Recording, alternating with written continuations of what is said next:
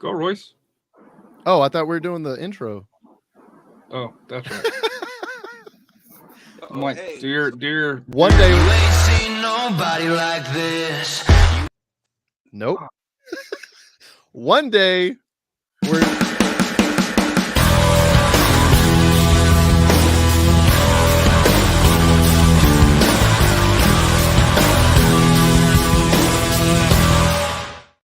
welcome to the San Antonio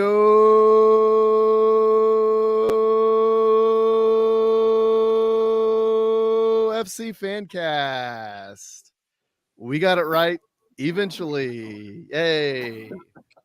I'm your host, Royce. We're going to go around the horn. We have a full, we have more than bases loaded. We have somebody on the pitching mound as well. So let's go from first base to third base. Matt, how are you doing? Any freezes? Chilling. All right. Having a great day. Robert, how are you? Stayed home. Rob to a great start. I'm doing absolutely awesome. I'm Mag Marvelous. Couldn't be better. Couldn't be better. Hey, how's your Brahmas doing, man? Oh, that's so Well, unnecessary. what happened was Side swipe. So What unnecessary. they try really hard. They got a good kicker. And they got a good defense, and that's about it. Harry, you suck. How are you doing? Stay off the field, please. Yeah. I don't care if you're 17, 50, or in between. Stay off the fucking field. Checks out. Good advice. Ruff, how are you doing? Pretty good. No credentials needed. Harry, stay off my lawn, Austin. All right. Old man. If you yells can't at tell, cloud. this is probably going to Dude, be we're a just- feisty show. We're just going in today. Oh, Yeah. okay. Oh, Hey, we're going. Hey, we're it's going 'cause we studs didn't get up. to do it the week before, so we're all that energy's all pumped And up. then our halftime show got postponed because of the credentials. And sorry, Jose, that was our bad. Yeah, our we'll bad, do better. Jose. We'll do something. We'll do audio only or from the parking lot or something. We'll figure it out. But yeah, apparently that was a no-go. Or That's send our us a bad. credential. So, but and to be fair, like I said here, It was a he was misunderstanding on cool. our part. Exactly. He was cool. He was class, and I'll respect. But like I said here. So since that was Open Cup, after- I guess we can kind of get Yeah, into snitches Open to Cup stitches. here. Yeah, right after hashtag stay off the field is hashtag whoops. So yeah, but anyway, yeah, let's start with that game. Let's start with the Open Cup. So the lineup for the Open Want me to Cup. do the, you want me to do the lineup here? I'll go through it. We're good. I'll go through it. So Okay. the lineup for the Open Cup was all academy players except for backup goalkeeper Jose Mercado, which I know a lot of people were, I don't know about surprised. A lot of people were a little disappointed. I was excited for it. I wanted to see the kids. We signed 8 to an academy deal, 8 of these kids. I wanted to see what they had. I wanted to see how they competed on the field. And I'm happy that Lyon kind of presented a good opponent for them. They looked decent. Unfortunately, they only brought 12 players. They had one sub and they had a guy go off and come back on, even through injury. In the 30th minute. But yeah. I was excited to see this lineup. You had Jeremiah Posada, Roman Holt as the captain on the field, and he looked every bit of it. He was amazing.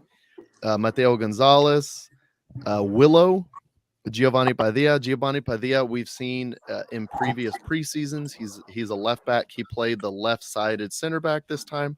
We've also seen him in like a left wing back role, and he looked pretty solid there. Next, you had Dalziel Ozuna, who is the U.S. Youth U15. National Team U15 number 10 that we saw called up to the camp. Andres Bacchio, and you also had Matthew Matsuzaki, who was a forward. I believe he played in the 8, or he played in the 10 role, right behind Eduardo Fernandez and Adrian Gutierrez. And the subs, you obviously had academy kids as well. You had an Adrian for Adrian sub, which was hilarious. But at the same time, the boys, I think they showed up and they they looked fairly good out there. They created a couple really nice chances. One did go in. The other was shot right over the bar, right in front of us. We were in the bunker. But overall, I think the standouts were Roman Holt. He looked like the best player on the field the entire night. He ended up getting the game-winning goal. He was the captain, game-winning penalty, and added extra time. He looked great. Mercado looked great. He kept him in the game. He made some really good saves. Overall, I was pretty impressed by them. Let's go to Matt. Matt, how'd you feel about the boys getting some Open Cup action? I was not surprised to see that there. I figured, hey, let them get a shot at some of this as well. So, to me, I think it was great. Absolutely, especially with all the injuries that the first team lineup has had. I think it was pretty necessary to do this. Robert, how did you feel about the boys' performance and the match overall? Yeah, it was an interesting lineup. Like it kind of caught me off by surprise. I was expecting a mixture like last time, but it was neat to see the kids there. It was neat to see some faces. It was trying to familiarize myself with some of them. I wasn't entirely keen on all the players that were signed, and it was seeing all the high numbers with these young academy kids it's neat to see them. And the crowd was electric, and you know that's gonna be a memory for them. You saw on their faces how excited they were when they scored and they produced.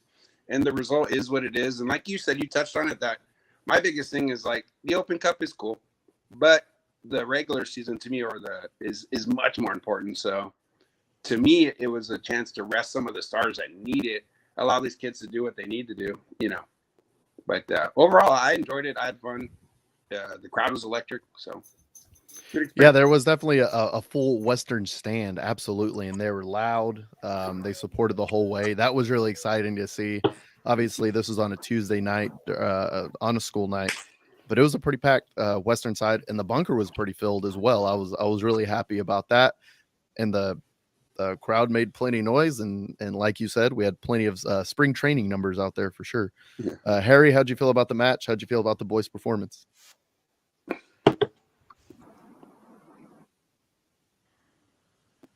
Muted. Harry's being shy. I like the idea of how do I want to say this? I like the idea of the academy kids getting the first shot. However, I would have liked to seen, because there was 3 on the bench, had a few senior roster players on the bench in case things didn't go our way. And let's be honest, it was looking like it wasn't going to go our way till very late in the match. For that here, where we scored, I think, in the 80th minute after, for that here, and then Holt scored the PK in extra time. That was my only criticism, for that here is, at least for this round, and I knew SAFC knew going in that Club Lyon was going to be weak, just as far as the player count, because Club Lyon's a new NISA team. They're an academy built team for that here, and a lot of their players were cup tied, so that's why they only brought 12. And it was a great opportunity, and for SAFC, as you mentioned, it was a great opportunity to test the kids. Yeah. But let's be honest, it's something that almost caught us, just because Open Cup plays, 1 and you can be out. If we would have came up short, would we still be having the same positive conversation about having the kids on there? And to me, Marcina took the risk, and it paid off. The kids came through, but it could have very easily not have came through. That's my only concern for that here. But like I said here, that's just me kind of being a little bit more cautious than probably than what Coach Marcina was looking for. Yeah, I don't disagree with you.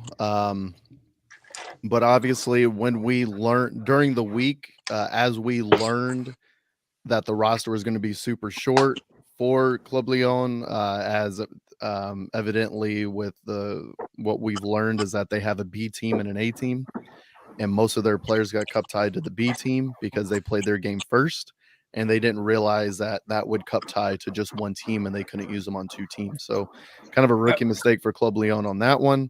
And then they got the players that they could that were available and brought them to San Antonio to play. So that's kind of how that went. And I think SAFC kind of saw that happen, and they were planning on possibly putting a couple first team players in the squad. But when they saw that kind of developing, they're like, okay, we're getting the academy kids out there. We're going to give them a run out. We're not going to risk any of the first team players, whatever happens. And also, I'm sure that gave a lot of confidence from Marcina to tell the kids, it's your match. Let's see what you got. Yep. Read it. And they brought it. Rafa, how did you feel about the match? How did you feel about the boys' performance, especially coming from coach's point of view? And speak a little bit more about Mercado coming from a goalkeeper coach point of view, please. Yeah, just going into this, like I say, seeing the roster, like, okay, so I know some people probably question it, but for me, I know maybe want to include a couple of senior players, maybe hold them on the bench. To me, if I knew this team's shorthanded, I'll put some of my senior players put them out of their misery, sub them out, and put the rest of their academy players in. We could have done that strategy, but Marcina thought I had the confidence for these kids, and they battled back. They were down, they gave up a goal, they didn't quit, they didn't get their heads down, they fought back. Got to give it to them, and then they found a way to win. Like I said, Holt got the winner on the PK, but you also got to give props to Carlos because he really managed. There's a big age gap between Carlos and the players, but I think the kids responded well to him and his leadership. So, if something, God forbid, something happens so far, like I said, we have Carlos there to back, as the backup, and I think he's learned a lot the last couple of years, and I think we're in good hands. If we have to use him, we're in good hands with him. And, I like how he communicates with the players back there, organized, kept their shape. Because there were some, opportunities Lyon could have scored, but he was able to kind of guide the players in. So, it was a great win for the academy kids. And, it's just an experience for them because I'm sure they're not going to play the next one. But, and maybe this is hopefully there's a confidence booster for those kids. So if we ever have to need one or two into the, for the first team roster, as far as into the bench and needs to see some playing time, they can step it up. But there was a couple of players that, and if you put back on the roster back, they're kind of really shine. Like I said, Holt, great leadership out there. And I think they're one of the defenders. Hold on 1 minute here. Okay. I took it down.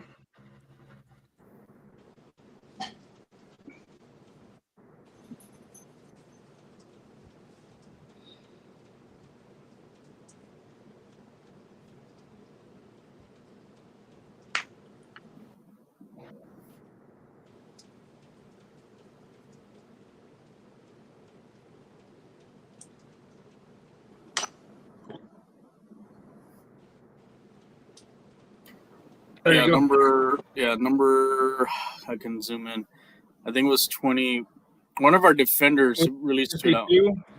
Huh? So, are we good? Are you talking about the forwards or? I think you're talking about Giovanni Padilla, who is the left-sided left back. He's the most experienced out of the squad. I think that's who you're talking about, number 48. I think so. There was one that really stood out, that really kind of kept his composure. And I think he looked more ready than some of the other ones. Not to put the academy kids down. I think he was more kind of like the same, almost close to the same levels as Holt. Because like I said, Holtz has seen first team action, but I think he's as close as for him. And maybe they can really start working with him. And who's to say, we can towards the end of the season when he doesn't have his opportunity to get in as a sub or so forth. Yeah, I thought the back three, Willow, Roman, and Gio were good. I know you and I kind of had issues with, 52 Jeremiah and Mateo because they were too narrow as far as how SAFC plays, to where everybody kind of just filtered in, and there wasn't that avenue to cross to the other side, or when you're needing that outlet pass, to go to the corner, everybody was sucked in. I know you and I had several discussions on what wing backs, I guess, is what they're playing, or Yeah, they're how playing the wing. set up here. It's a little, but my final thought on this, and to me this kind of goes into the mentality monsters of the team. Pretty much every starting player on the starting 11 and in the starting 18 was at Toyota Field that night, representing the team, and they came down to the pitch to congratulate the SAFC players. And I do want to give a shout out to the Club de Lyon. They played a great game. All 22 kids, and if you want to go 26 kids, that played that match, put a hell of an effort out, and you could tell they were all drained, and at the end of the match, they gave everything that they could, and that's what you want in this type of a match. Absolutely, 100% agree. Yeah, I mean, props to Club Lyon. They have some really talented players out there for sure. They didn't have enough support, unfortunately. But SAFC moves on to the third round, where we're going to play Nashville SC in Nashville, unfortunately, at 7:30 p.m. on Wednesday, April 26th. The match will be streamed on the Bleacher Report YouTube page, so we will be able to watch that. Hopefully the boys can find the magic again that they did last season. We'll see what happens with that. We'll see what kind of squad Nashville rolls out there. But this will officially be, as I've monikered it, the Michael Reed Derby. So we'll see. Captain Reed. The Rocket Reed at the Rocket Reed on Twitter. So we'll see. We'll see how the boys do. Is he still active with them? No, he hasn't been active with them for a while, man. But he played for them back when they were ascending to the. They had a horrible leg injury, right? I think so. I think that kind of cut his career a little bit short. Correct. One question that I have, and this will go for the four of you. Your thoughts of San Antonio FC in the Southeast draw, Houston Dynamo in the Florida draw, I guess it would be. So your thoughts on where, because RGV lost, El Paso lost. There are only two Texas teams, Dallas and Austin, come in the next round. So instead of being grouped in with Houston and other regional teams, we were kind of the odd pairing per U.S. Soccer, and so we moved. So any thoughts on that? I know it kind of caught everybody by surprise. Yeah. For that, because we were in a group with Atlanta, Birmingham, Nashville, obviously, and Memphis. Who was the other? Chattanooga. Memphis, Chattanooga from NISA. Mm-hmm. So the Lamar, whoever, I guess U.S. Soccer is who puts together the Lamar Hutton Cup. They overthought it. They obviously overthought it. They should have kept Houston and San Antonio together. Yes. And they should have added us to that Eastern, so we could have at least had a chance to just have a road trip to Houston, and then put Atlanta with the Florida teams. Like, how difficult is that? Yeah. That's in the same region. That would have been pretty easy. Or do the Tulsa team plus maybe Sporting Kansas City or St. Louis, and Houston and San Antonio, and then add the. That's where. So you could have done it a lot of ways to where geographically it would have made a lot more sense. But hey, here we are. It would make more sense with Lou City playing Nashville. Right, but to me, putting us in with the Kansas City and St. Louis, because they're playing Union Omaha and Tulsa Athletic, who beat FC Tulsa. But FC Tulsa Tulsa Athletic and Union Omaha could not host, so that meant automatically Sporting Kansas City and St. Louis was hosting without any issue. Where if you put Houston, San Antonio, there's at least the opportunity for a MLS team to travel. It's Right. an opportunity along those lines here. But to me, like I said, the grouping I thought was kind of, when that came out, everybody was like, whoa, what? So Yeah. I thought I would make mention of it here for that here. Don't disagree. So moving right along on the show, this is where we do a really cool transition with music and stuff, but we're still working on that one. hold on. So the next, perfect. And welcome back to the podcast. Come on, Harry. I'm your host, Royce. I'm joined by Matt, Robert, Rafa, and Harry. Our next subject that we're going to go to are new contracts, which because of injuries, we need new contracts. Unfortunately, we brought in on a 25-day contract former LAFC. That's a funny joke. LA Galaxy and Los Dos player Kai Koreniuk. Kai Koreniuk also has experience in the Eredivisie. He's Dutch, and he came up through some of the youth For systems both over countries, there. right? Correct. Yeah, obviously the youth system with Los Dos and the youth system from I forget which team in the Eredivisie. Denmark. No, it's Eredivisie. That's Dutch. It's not Denmark. It's Dutch. It's PSV or Ajax. Denmark is Danish. This is Dutch. Eredivisie is the Netherlands. Yeah, it's either PSV or Ajax. I don't. It's neither of those. It's those? no. You're gonna make me do. I wonder You know what? your... I'll do the smart thing. The other thing that happened is Zico Bailey is going to stay for the rest of the season. I don't know if we did a show since, but Lamar Batista also had his contract extended till the end of the season. Mm-hmm. They've been unbelievable. They've been hidden gems. They've been great, in my opinion. Let's turn it over to Matt. Matt, how do you feel about the Kai Koreniuk addition, and how do you feel about Zico Bailey and Lamar Batista being extended to the end of the season? I think Bailey and Batista is an excellent ad. It's a great ad. This Kai kid, I think he played Saturday. Yes, he subbed in late. Amazing. That's correct. He was amazing. I thought he was great. I think these are good additions. Kind of want more, but great additions. So a little bit about Kai, and the reason why I say he played with Jong Vitesse and then Jong AZ.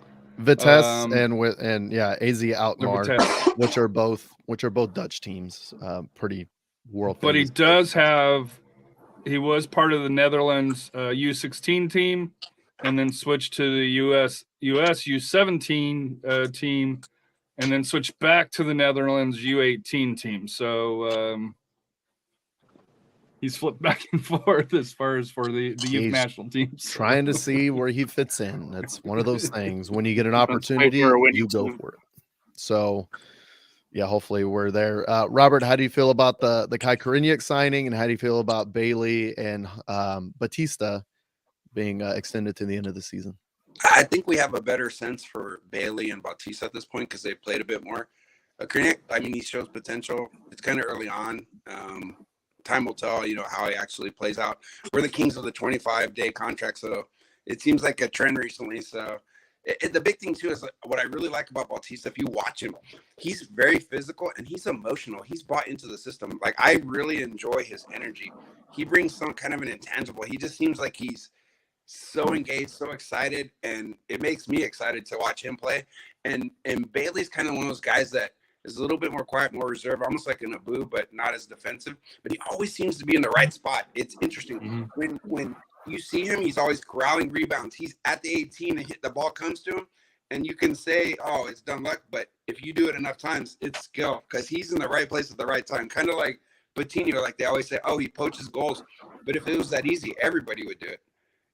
So it's a situation where it's exciting to watch how smart he is and how athletic, and they're right about him when they talked about him, his potential. You can just see, his smarts for the game, and it's exciting. Like I said, I want to continue to see them grow, continue to buy into the system, and like I said, I'm looking forward and excited around their team.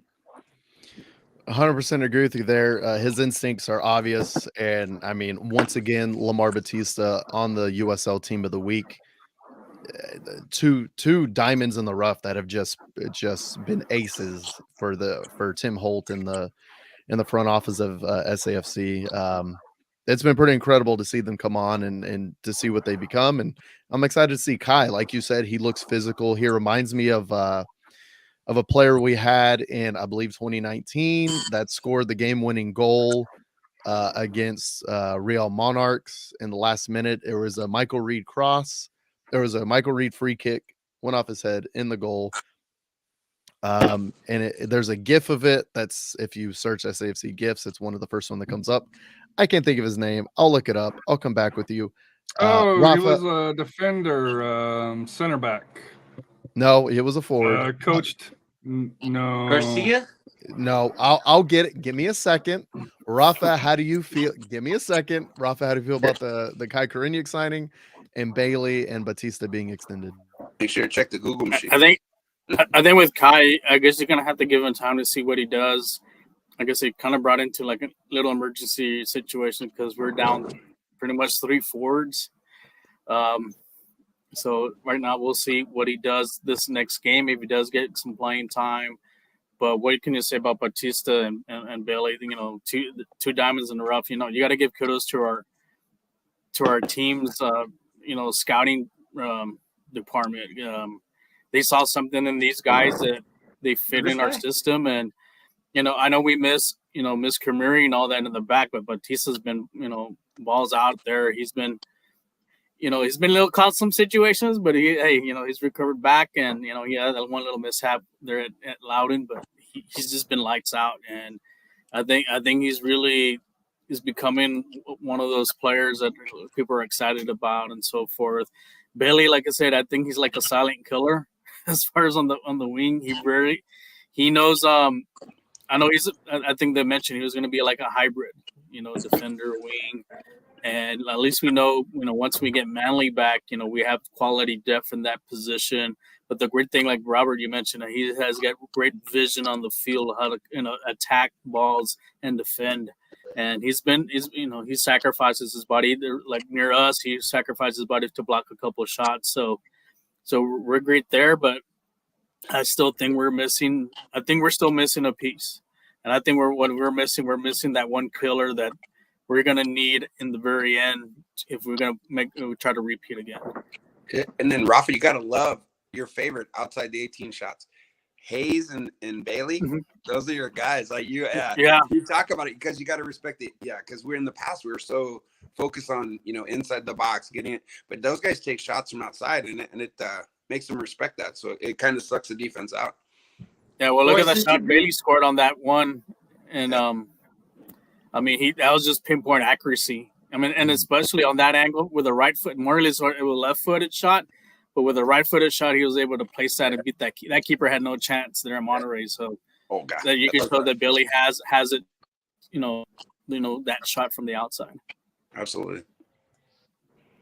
And if you remember last season, Christian Pirano scored from outside the box in the upper right against Vidiello. This time he tries to go upper left and hits the post right on the 90 where the crossbar and the upright meet. So he almost did a repeat of what he did last season, which would have been unbelievable, but that's another shot from outside the box that is on goal. And oh man, a couple inches one way, it goes the other. So the player I was thinking of is Mike Seth, who was with the team for 2 seasons. If you look up Mike Seth GIF, it's the first one that comes up, and it's him scoring the game-winning goal in Salt Lake City. And I believe that was a goal that may have sent us to the playoffs. I believe it was back then. So that was a big one. Stephen McCarthy. Stephen McCarthy had one of those as well at the death against Real Monarchs as well. So that's the one I was thinking of. Okay. Fair enough. Shout out to Macca. It's been a while.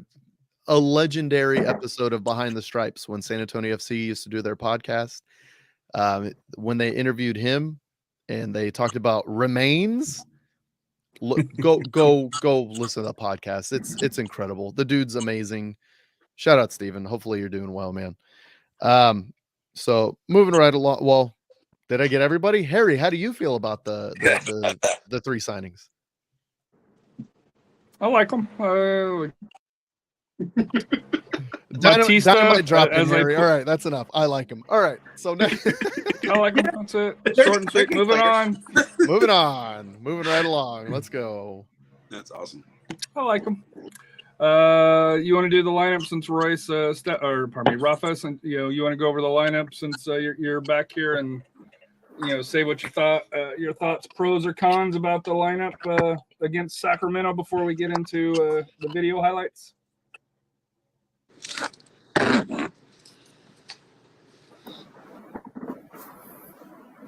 That's you, Rafa. I think that's going to be your standard formation. I mean, for what we have, I think that only maybe the eye opener was like Maloney going back to the back three. Yep. But that's what we have out there. We don't have that much of a bench, but it's glad to see that we got Pirano back. They're into the attack, and like I said, PC on the outside. Glad he was in the boot on Tuesday, so we were all like, "Well, PC's going to be out a while because he's in a boot." That was him in the boot. Yeah. Mm-hmm. Yeah, and you can even tell during the match, PC definitely was not 100%. He went 60, and he looked okay with the 60, but when he had that shot from outside the box, that did not feel nice on his foot. So he is not 100%, but he's good enough to play. Hopefully he gets some rest and he feels a bit better. But man, but it was interesting. It was interesting, this formation that we had. Rafa, I want you to keep going because I want to talk about the formation, and I want to talk about kind of I want to talk about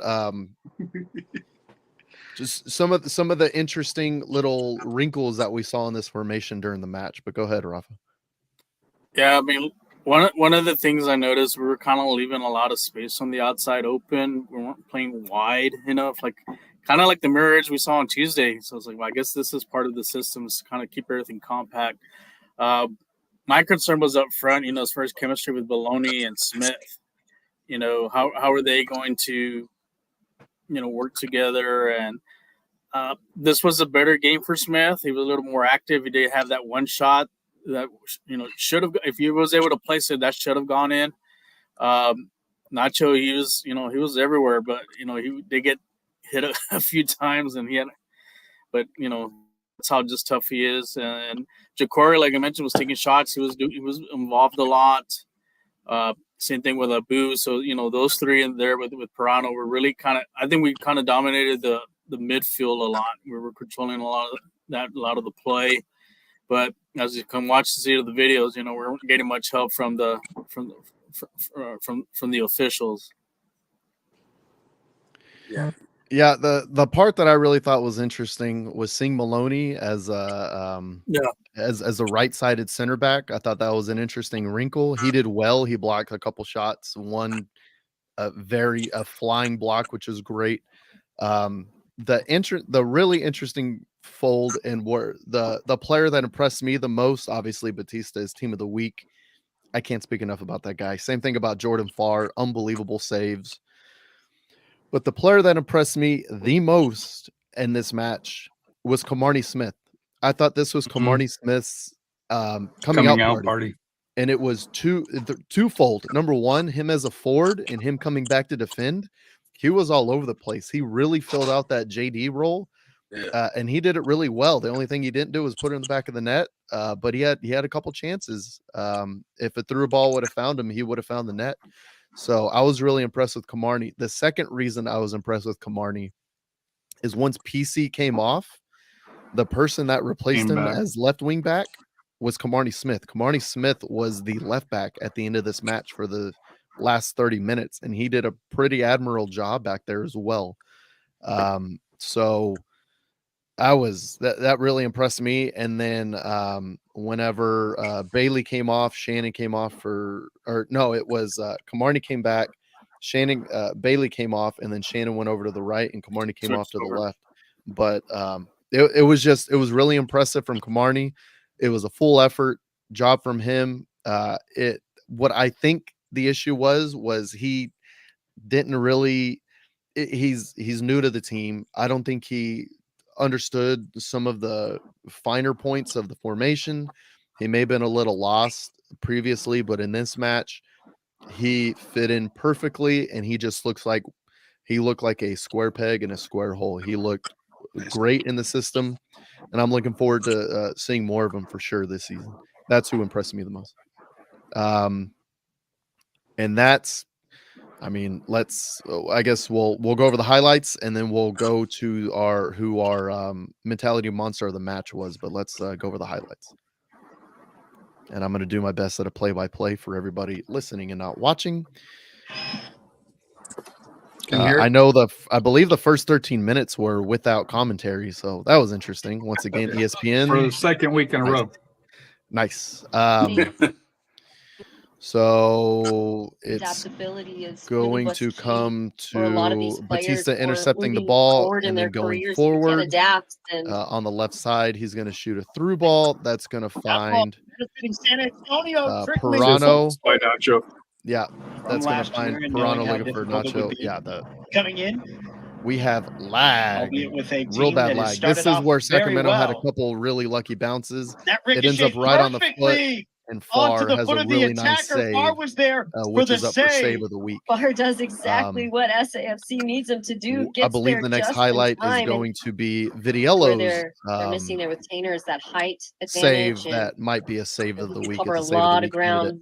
There's Pirano going. Oh no, this is the Pirano shot from out wide and off the post. He almost did it again. The opposite side. Unbelievable shot. I had to really think hard on that one, and nope, that was all if that's on the inside of the post, that's only a couple inches shorter. It would have been good. Yeah, like Katie said, an inch the other way, and that's the goal. Give some butts or candy nuts. 20 minutes in yet. Here's Vitiello's head ball is save right down of the week the foot of candidate Smith. right there. Drilled it with the right. Vitiello which was a really nice layoff from Nacho. Straight to Camarni. Camarni with a really nice shot. And Vitiello was ready for it and made a really nice save. They seem to just be really focused. And here's on getting through like game by Bailey game. on the right. Toronto liking that space on the pitch, striking again that ricochet. That was just see him limping as he that was PC's shot. Bailey, who will now serve. Did not. Ricochet. You're watching right there. It's like pass. Yeah. Quick throw in from Bailey, who will now serve. The ball in the header is wide. Nacho by Lyones. Yeah. And that was Nacho had a couple really nice chances. He got in between the center backs pretty well. He just couldn't find the net. He just couldn't find the frame, honestly. He put a couple off the head. It was a good look. We talked about it top of the show. Jack Gurr. That was a pretty quality chance. On and the year. It was a poor shot. I mean, we saw that a couple times in this match, but the poor shots came from all of the pressure that both teams. Timing was Vitiello, but came from the pressure that both teams put on the boards. They didn't have a lot of time to shoot, and that's kind of by design by both teams. That's why it ended up in a scoreless tie. Beat on Tuesday night, but albeit with a very that was a lineup. shot that another that my wife actually thought was in from Ja'Cory Hayes, but it was a little wide. Back out to Maloney. And it's into the half. Yeah. The whistle will blow. And then we're going to go right into the second half with, I don't know if we're going to do the highlights cover both missed penalties. I believe coming for San the ref Antonio missed a couple on the ground. A couple pretty clear penalties. Yeah, they're real. Looking at the highlights, there's really not a lot. Yeah, no. The other one was from the 50. The first one was from the 57th minute. The match and one that was right on frame. Best opportunity for San Antonio. The second one is was coming up. Christian Pirano with a left-footed strike that Nacho connected with the crossbar. As Nacho can really place that one. It's in. That one's in. That one a little more power on that one. One last challenge. No, we're not going over the penalty. Second draw. Yeah, Maloney. No. But no, there were two. And then around this time is when craziness happens, which we'll get to. Yeah. we'll talk about that later. But yeah, there you go. Into the match. Ends in a scoreless draw. I believe the ref missed 2 penalties, pretty clear penalties. One, Ja'Cory Hayes got fouled on the left side of the box attacking. It was definitely in the box. It was a foul. The ref blew the whistle, and instead of making a decision either way, she gave a goal kick. So she really didn't make a decision. She blew the whistle for what happened. It was an obvious foul. And I guess she didn't want to give the penalty away to ruin the game. But you ruin the game if somebody fouls you in the box and you don't call it. Like, that's also ruining the game. You're giving the other team an advantage just because you don't give the other team a penalty. The other one was on Nacho by Lyones. He took an elbow to the back. It wasn't even a shoulder-to-shoulder challenge. It was an elbow to the back. He goes down, and it was from a player trying to block him off the ball. It was completely away from the ball, and it was a pretty clear foul in the box. Once again, not called. So I believe it was 2 pretty clear missed calls there. Let's go around the horn on how you felt about the match. Matt, how did you feel about the match overall? It was very, how do I put it? It was very uneasy, knowing that we were down people, and then of course Sacramento being as strong as they are at the moment. Of course, yes, a lot of calls weren't called correctly in a lot of our eyes, but at the end of the day, as long as we got that draw, I'm okay with it, I guess. It was just an awkward match for me. I don't really know how to put a finger on it, but it was just an awkward match for me. Robert, how'd you feel about the match? It was a classic Sacramento, San Antonio. 2 teams that want to kind of do the same thing. They both want to play defense and counter, catch you at your weakest moment. I mean, it was something you expected. It kind of played out the way you thought it would. The result, I mean, you obviously want to like steal 3 points, but it was a fair result. I mean, there was even the highlights kind of dictated there was a little bit of offense, but it wasn't. It depends what kind of, like, it's like any sport. Like you want to see offense or you want to see. It depends what you want. And to me, as a San Antonio fan, I mean, gosh, I love defense. So it was great for me. I loved it. It was fun. It was electric. The crowd was great. It was fun. Also, speaking as a Brahmas fan, I bet you love defense as well. Harry, how did you feel about the match? You ain't lying. It was low-hanging fruit. Low-hanging fruit. I'm sorry. It was a frustrating match. But it was a frustrating match because, and we've kind of danced around the issue. The referee, she's a great referee, but she had an off game. Like, if you look at her record in the matches she's in, she does a lot of NWSL matches, which are not as physical or, along those lines. And even MLS games. These are 2 top teams in USL Championship. They're going to be 2 top teams. They're going to be 2 teams that are going to go deep in the playoffs, barring injuries or something unforeseen happening, to major players down the road. So it was 2 heavyweight fights. I thought we performed well. No Tainer. Our back line was a mash.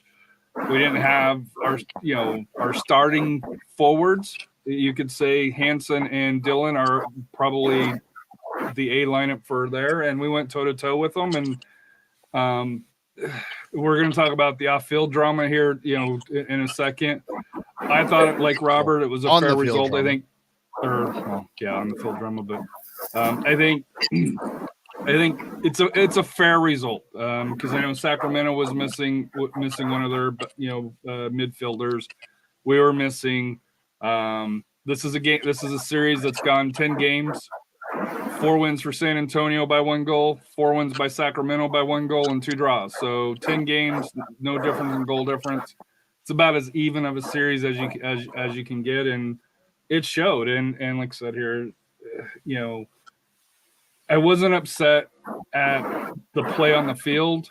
I was upset more about the refereeing and the lack of consistency. And I think that the players did as best as they could, but both sides were frustrated because call A would go well for San Antonio, but call B would go well for Sacramento. But when the opposite happened, the calls just weren't called even. And having spent time with Danielle on a podcast, I won't go hard at the referees anymore.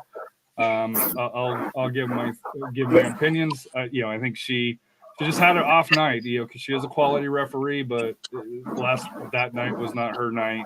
In my opinion, I'm not a referee, but even my wife, who came to the match, was like, "Hey, this is a little odd." Harry, and the crowd fed into it. So, Harry, do you think she had an off night, or do you think she was ill prepared for the type of two teams she was about to witness? I'm gonna say she had an off night. It's like it'd be something where is she, I don't know, used to one where she doesn't have to make that many important decisions because when you I'm gonna give her the respect that she deserves and just say she had an off night. We have seen her before. She's a quality FIFA referee. Really good. She is take gender out of it. No. She is a good referee. We have seen really good performances by her. She had an off night. She refereed one of our playoff games last year, and there were no issues with it, and rising through. To me, she just had an off night. The biggest compliment you can give her is most of the matches that she has had in San Antonio, you've never noticed her. You have not noticed her. You noticed her this one night. This is not the first night that she is ref in San Antonio. So she's a quality ref. She had an off night. You know who else had an off night? Both of the forward groups for San Antonio, because both forward groups of San Antonio and Sacramento, because they didn't score, so they also had an off night. But I will give credit. I did. Russell Cicerone, were you even in the game? You were shut down, buddy. He was in Lamar Batista's pocket, is where he was the entire match. After the match, Lamar went whoop, and then went up to Mark. Can't think of his last name, Coach Mark for Sacramento, and be like, "Here's your number 11." Mark Briggs, thank you. Couldn't think of his name. Didn't want to make anything up. Here's your number 11 here. I think the biggest inflection point and kind of the biggest thing, and we're kind of the straw that broke the camel's back as far as with the San Antonio crowd, was there you go. That should be a run for the Cardinals. Nope, yep, is not getting there. The straw that broke the camel's back, yes, I'm watching, was when Ja'Cory Hayes obviously got fouled in the box. A very clear penalty, was not called, gave a goal kick. On that ensuing goal kick, Sacramento takes possession. Connor Maloney kicks the ball, makes a challenge from behind, wins the ball, and gets an immediate yellow card for that. That's when the crowd lost it, and that's when she lost the crowd. That's when, honestly, she lost the game. Was at that moment, because she decided not to make a decision that would change the match, even though she made the decision to change the match by not making one. It's the lyric from the Rush song, Free Will, is even if you've decided not to decide, you've still made a choice not to decide. And then immediately she decides to change the match by giving Connor Maloney a yellow. He's a center back, and he's on a yellow, so he needs to be on his best behavior for the rest of the match. So that's what we're talking about with, I don't want to give San Antonio the match, but let's give Connor Maloney the yellow card for a very soft foul, if it was a foul in the first place. So that's where she lost it. Rafa, help us out, bring us out of the ditch.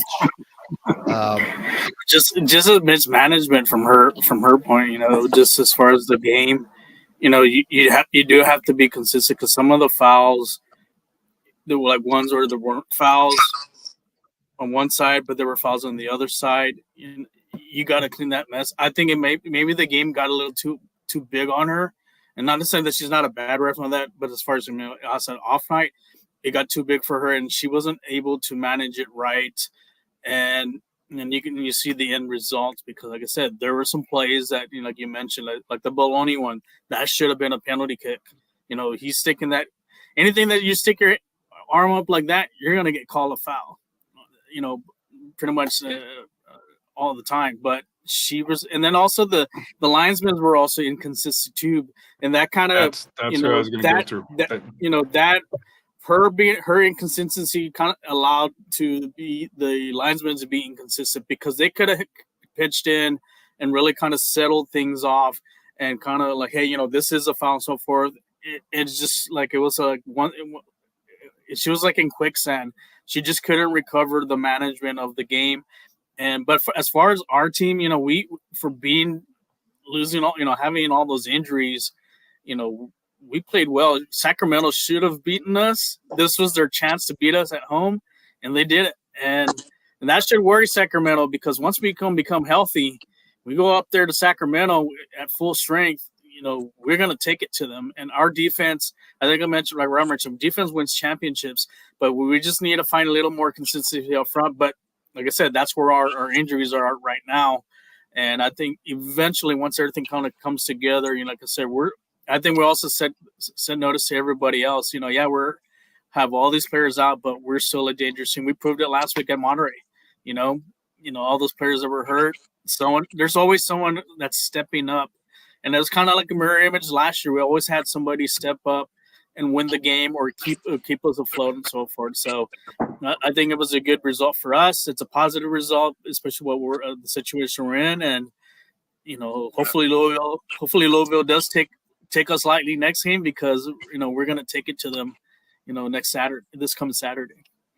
I'll just push back on one thing. It's just the wording, and it's one of those things. I don't think the game got too big for her. What I think happened was she tried to let the players kind of officiate themselves and establish themselves in the game. And before she established herself on the game, she let it go, and it got past her. I don't think it was bigger than, it didn't get too big. I think it got past her and it got away from her. I think that's what happened. Kind of like, a race car driver loses it a little bit, and then overcorrects. A dragster does the the pilot induced oscillation.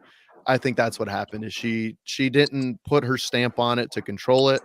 It kind of got above, and then she couldn't control it after that. And when she did have the opportunity to put her stamp on it to control the match, she didn't make a decision, and she failed to do so. I think that's what happened. But Rafa's right, though. We're just harping on her, semantics. but it was the whole team, the two ARs and her, and even the fourth official did not take control of the game to help her out to be able to be able to bring it back together. Marcina got a yellow card because he went up to the fourth, and this is exactly what happened. Where Connor Maloney, it was Christian Pirano. Pirano got kicked, and he went flying. He jumped, he went sideways flying because he got kicked.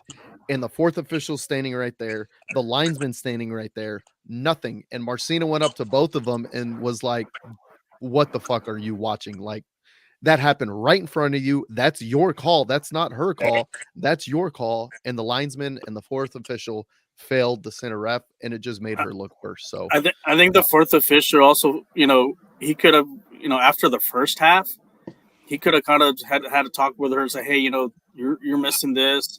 You need to fix this," and so forth. Or even actually as a whole, even the assistant refs, "Hey, you guys need to be more efficient, a lot better." That didn't happen, and like I said, everything kind of, like I said, it was like quicksand. Everything just kind of went downhill from there, from all the way to the end. But what we're talking about this now, the appropriate response from the crowd was letting them know, "Ref, you suck," which there was a lot of those chants, which that's fine. That's what it should be. What it should not be is what we're going to talk about now. Harry, take it away. Breathe, Harry. I was going to show video, but I've decided not to show video. Don't show the incident. Don't show video. Partly because it's a minor, partly because I don't want to give them the attention. But we had a fan in home run Rockies. So, thank you, Royce. Damn it. Let's go Rockies. Ryan McCann. Oh. A 3-run home run. Pardon me. I stand corrected here. 4-2 Rockies for those playing at home.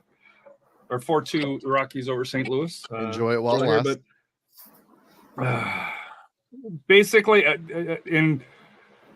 it's being reported that it was a 17-year-old kid. Went from our side of the stadium, past security, made it all the way to midfield by the bench area. Nobody even noticed. He had a giant yellow card, walked behind the referee for 5-10 steps at least before anybody reacted. And then it got compounded. Bautista tried to walk him out, say, hey, you got to go through here. Security or staff for here, there's a SAFC staff that gave him a pat on the shoulder. I think it was an incorrect, at least optical move to be able to do that. Royce had a different view of what he was doing for it here. Security then let him loose, and the kid went and taunted the Sacramento bench even more. And to me, if you're a fan, you got to stay in your seats. You're not part of the show. I don't care if you're 17. I don't care if you're 50 and you've had more drinks than you're supposed to. You're not supposed to be on the pitch, period. And those that are defending his actions saying, hey, it's just a kid, we have no clue what his intentions are. We have no clue what the penalties to San Antonio FC could be.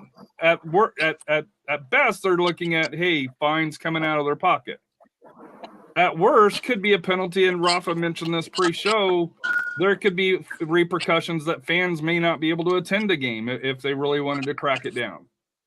So, to me, and then San Antonio FC security, look, I understand it's a kid. The fact that you guys were asleep allowed him all the way on the pitch before anybody noticed. It's unexcusable. And then you let him go when he was walking off the pitch. You should have had him. Yeah, where were the police? Where were the sheriffs? Where was security? And to me, it's a black eye to us. It's not getting the attention, in my opinion, it should, because everybody was laughing, and I didn't like it from the start, but the stadium was laughing, and you in the videos you can see people laughing.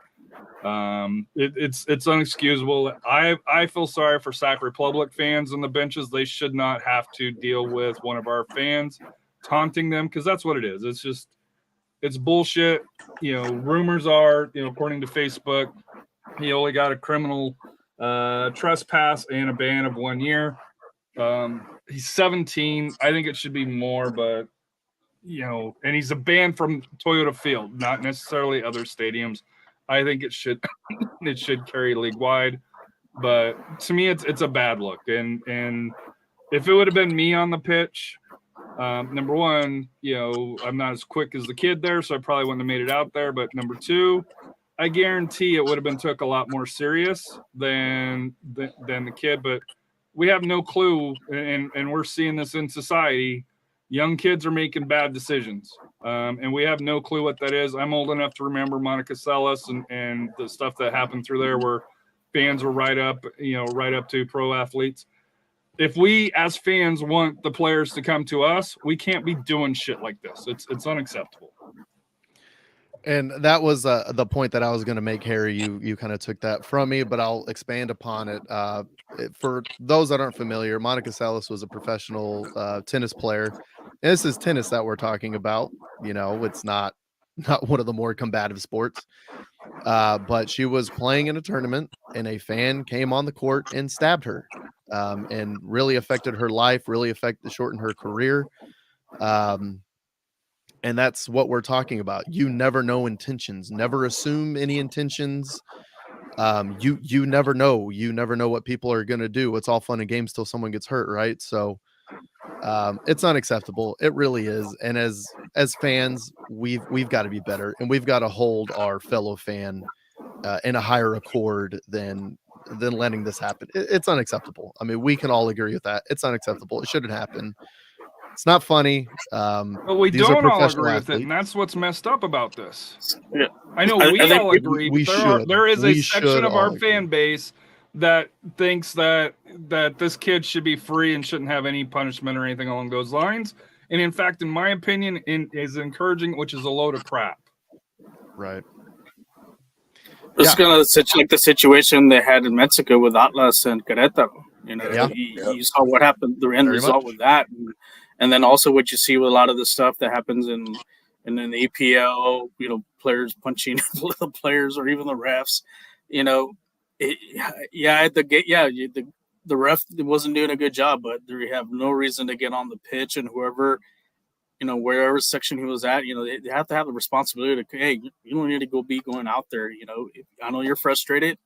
That's just part of the game. And you can tell the referee, you know, kind of was watching her. She was caught off guard, and she was creeping out of it, try to get away because she didn't know what was going to happen, what he was going to do. So, you know, let's say something did happen. Let's say he punches her out. That would have made us look a lot worse. And I think the other situation, like her mentioned, you know, the security, once he had him, take him straight into inside the, you know, under the, you know, wherever the pitch is, the tunnel, and that's it. There was no reason to let him go that way, to go be mocking Sacramento and so forth. It's a black eye on us. Like I mentioned, hopefully the USL, you know, if the USL wants to, they can actually ban our fans from coming for a game or two because of that.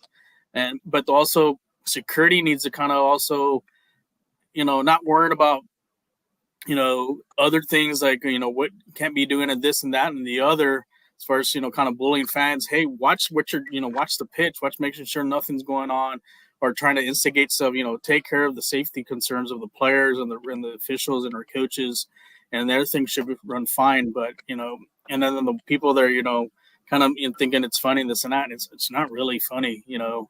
It's, you know, who's to say it could have been a lot worse? Luckily it wasn't, but still there's a lot of things I think SAFC needs to kind of fix when in regards to that. I mean, if from being one of the groups that gets to go to security meetings, it's what is being said and what is actually being done are two whole different things. It's like I told some of our leaders know, we're supposed to have set people in the bunker. We don't have set people anymore. We haven't had a set person. The only person I've seen regularly is just the usher where you walk in. And just looking around, seeing all the other security people, I'm like, you're new. I don't know if I'm allowed to be who I am. So it's like, it's not just the around the pitch. It's also the bunker, entering. I mean, is it all the events happening around for AT&T? Who knows? Maybe that's also a thing. But at the same time, it shouldn't be affecting your field per se. You should always have the same people who know the culture, who know what goes on at Toyota Field, should be there, no questions asked. It should not change. It shouldn't be any exceptions just because there's a big UFC fight happening at AT&T. Just because the Spurs are playing, there's no exceptions.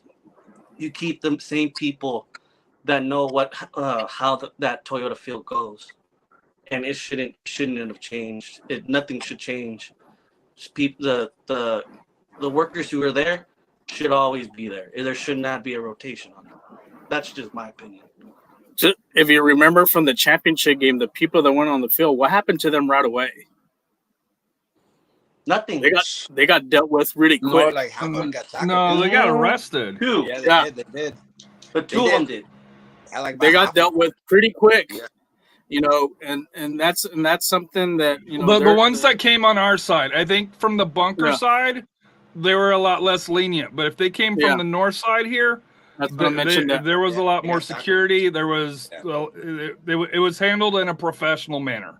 Now we can go back saying whether it was the right thing or wrong thing to do, you know, as far as for the entire celebration, but during game action, there's no.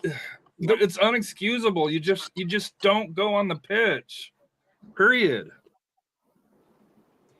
Yeah, definitely. While the ball's in play, while the clock is going, that's a completely different beast than, you know. Robert, your thoughts, because you haven't really said a whole lot, and I know you, Robert, you attend many events. You know, probably out of all of us, you attend the most events, sporting wise, throughout the United States. So you kind of your thoughts, because to me, you have probably a unique perspective because, you know, you stand a lot in different supporters groups, the NFL, and this happens in other sports. So I don't want to seem like this is only San Antonio FC, because it happened up in Austin a couple of weeks ago. And, you know, the guy, I think, ended up with a broken arm or something when security pretty much threw him to the ground. So, Robert, your thoughts, because I think you probably have a unique perspective, just, you know, being the all-around sports guy that you are. I just I want to keep it short, because a lot of these people are out there to seek the attention, and the more you talk about it, the more they feel like as if they're justified or like they gain something out of it. To me, you keep it like it should never happen, period, because the intentions are unknown. You just never know what that person's mindset is or what they're up to.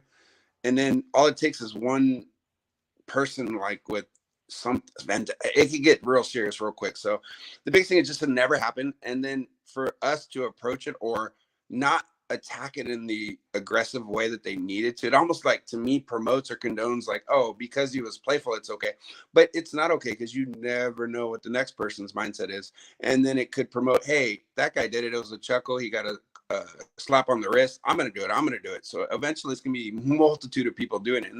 And just, it's not acceptable in professional sports, because, like I said, I was real shocked that he didn't get planted, because I've seen so many times where, like you talked about, people get hurt and people are like, oh, poor. No, you just never know. So to me, you get on there, you're in their world. It happens that you get kind of, you reap what you sow in a way. And hopefully my biggest thing from this and security probably across the USL is not expecting or anticipating something like that. So hopefully it's a wake-up call. Hopefully they just say, wait a minute, this could be a future reality. So we need to make additional, changes. And we know this was poor. They take the video and hopefully they get better. Like we're all human. We all learn, and hopefully they take the videos and they learn, hey, this is unacceptable. Next time, this is what happens, because we need to set an understanding of, if you do this, these are the repercussions. Because if it's not serious, people are not going to take it serious, and it's sad. It's real sad.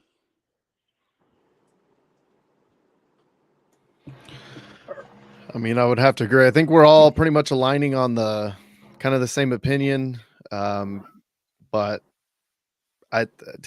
hopefully common sense prevails. Let's just go with that. Let's conclude it. We could talk about this all night. Hopefully common sense prevails.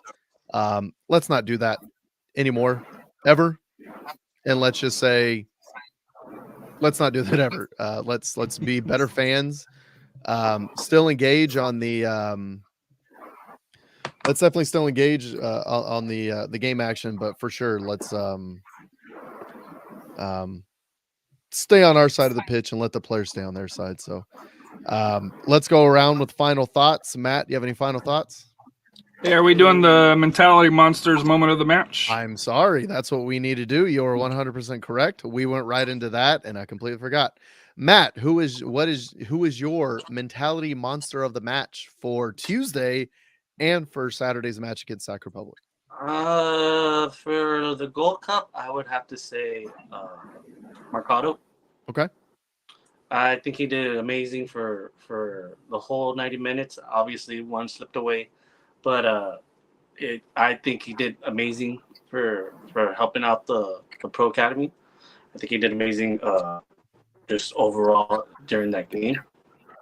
For this previous match, I would have to say Baloney.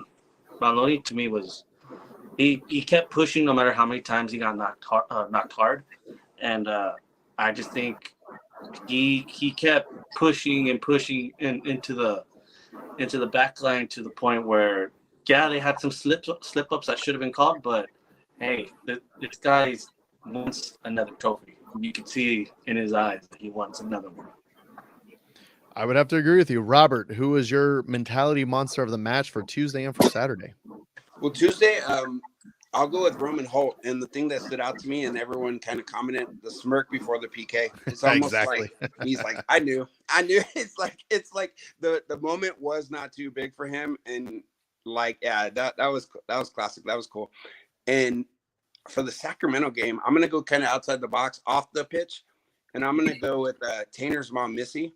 She showed up in the bunker and she showed out. She showed mentality. She was one of the people. Like, she didn't just show, she was literally just absorbed in the environment. It was amazing. It was fun. We all had a good time. And hopefully to see her again. Yep. Mad props. And Very she cool. Is a fan of the show. Steve Arders mentioned that Missy wanted to meet Rafa and me, but I had already gone to the stadium for that. I think Rafa was close behind me, so we will definitely have to hook up with Miss Tanner in the future. Absolutely. Maybe a guest on the show. So we went to both of those. Harry, who are your mentality monsters of the match for Tuesday and for Saturday? Tuesday's the fans. For an Open Cup match to have, I think it was 3,000, I think is what they said, reported attendance. And to me, I kind of wonder if they would have opened up the stadium a little bit more, how many people would have turned out for that here. So to me, the fans on Tuesday, they were engaged. They didn't leave early, even when it went extra time. Everybody stuck around for the full match, for that here. Saturday, what else can you say about Maloney? The Sarge filling into the center back role, and you'd have thought he played it.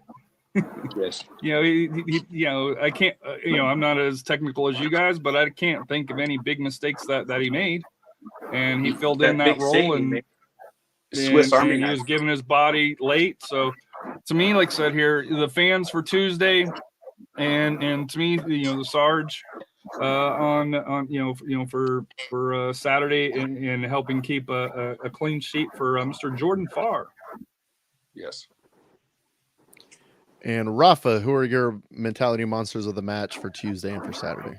I guess for Tuesday is going to be Coach Alan Morcino for having the huevos to put all the academy kids. For sure. West. It's proper Easter call out. Yeah, Easter came early for him, so.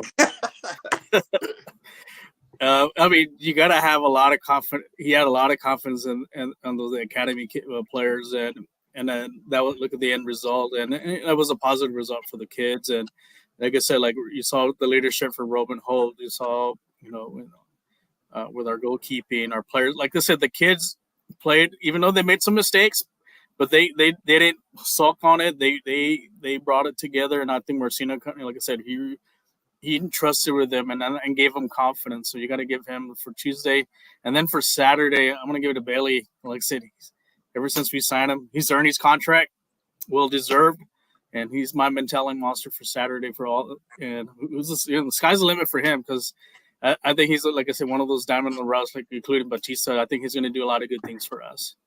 I really like his hybrid role as well, where he will be one of the forwards, but at the same time, he can play as that right wing back, or he'll play as just a natural right back. So it's really cool to see how versatile he is and on the wing, and he kind of can play anywhere up and down there. To go with I put a tweet out on Twitter asking for who your mentality monsters of the matches are. We have a Goleador Sucioso at Goleador Sucioso. Said Maloney for Saturday, Roman Holt for Tuesday. Hard to argue. And we had Weddle at Sporting_Texas. Tuesday, Mercado. And he goes on to say, the Portero guided our academy through the storm, including massive saves versus clear chances. Saturday, Batista. But he adds a secondary one. Left how Connor put his body on the line. We saw him do that a couple times on Saturday. It set a tone early, but Batista had Cicerone in his pocket. 6 of 7 aerial duels, 5 of 9 ground duels, plus 6 clearances, and that's why he's on the USL Team of the Week for his performance. My mentality monsters of the match for Tuesday is Roman Holt. What are we talking about? That smirk was unbelievable. The winning goal, he was the best player by far of anybody on that field, besides possibly Mercado. And for Saturday, as we've kind of gone over, my mentality monster is Kamarni Smith, because we're watching him mature with the team, and I'm excited for his role going forward because he looked really good out there. So I believe that's all we have. We'll do our real quick I got final. one more. Okay. Harry, I go got ahead. one more. It doesn't cover Tuesday or Saturday, but we have to give a huge shout out to the SAFC Pro Academy. And this is from Tim Chesney, who is the Zone 1 director through there. The U12s, U13, U14 up in the Dallas Cup. They had one semi-finalist, which was the U14s who had beat Eintracht Frankfurt, a team from Germany. Yep. Mm-hmm. They had one semifinalist, two quarterfinalists, two bracket winners. They're 7-1-1 in group play. The U14s only had one goal conceded all match. So I know we talked a lot about the academy, but if you look, at the U12, U13, U14, at the Dallas Cup, which Rafa can, and you can talk about, how prestigious that is. SAFC showed up and represented it well at the academy level, at the lower levels, beyond just Tuesday with all the call-ups to the senior roster. So shout out to the SAFC Pro Academy and Tim Chesney for keeping us updated with the results from the Dallas Cup. So even though Broccoli rated our academy, rumors of San Antonio FC's academy have been greatly exaggerated because we're still good, baby. Let's go. Future's bright.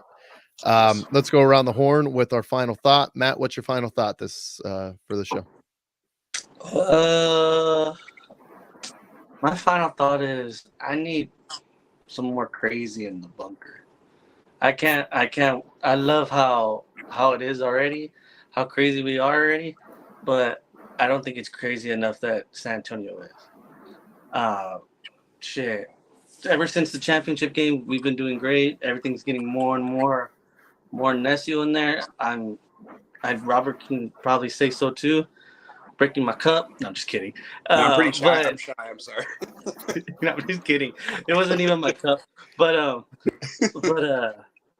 yeah, man, the bunkers has grown so much to the point where I'm like, I think if you put us in a section, it would bring back what MCF was. I could see it.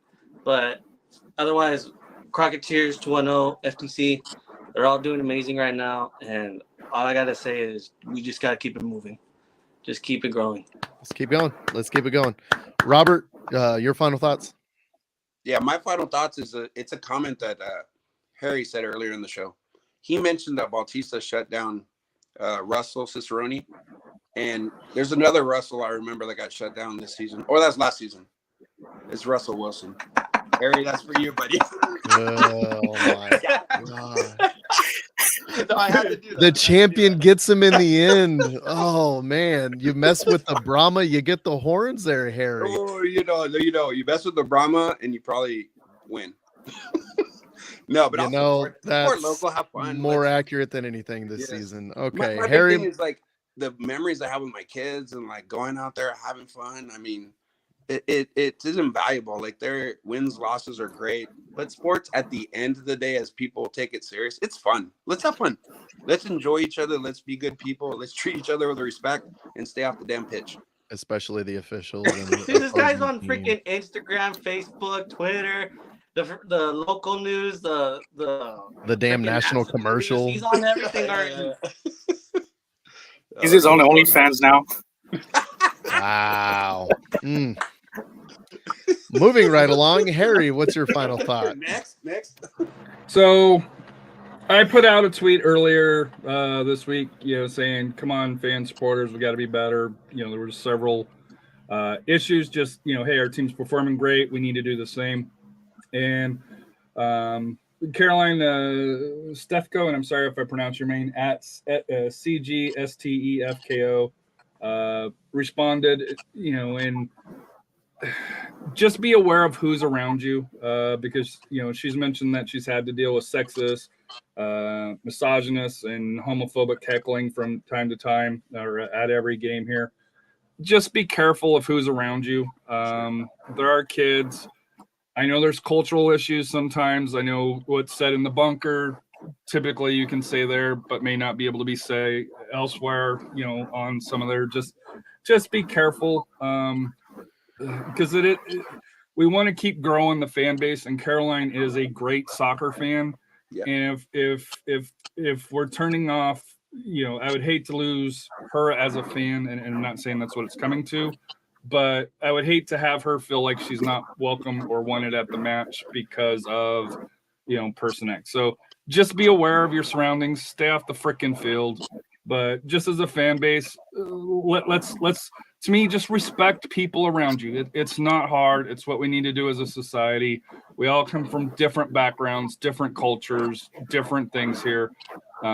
If you take offense with something, talk to them reasonably, try to understand, and 9 out of 10 times they're gonna say, okay, hey, my bad, we'll move on. There is that one asshole that spoils it, but please, just as a fan base, let's try to take the step up. We got a championship level club. We want to be a championship level fan base, and that includes us, kind of policing ourselves as far as things that we see in the stands as well. Agreed. And Rafa, your final thought for today's show? Oh, well, I got a few. Quick thank you to Coach Hector Cano and Steve Sanchez for Friday night when we did an audio stream.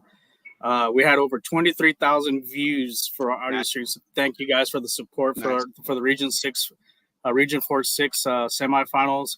And also good luck to the Bernie Lady Greyhounds and also to the Swenson Valley Lady Rangers. Go get them there in Georgetown. Go kick some butt. Go beat Salina. Go beat Grapevine and bring those titles back to San Antonio.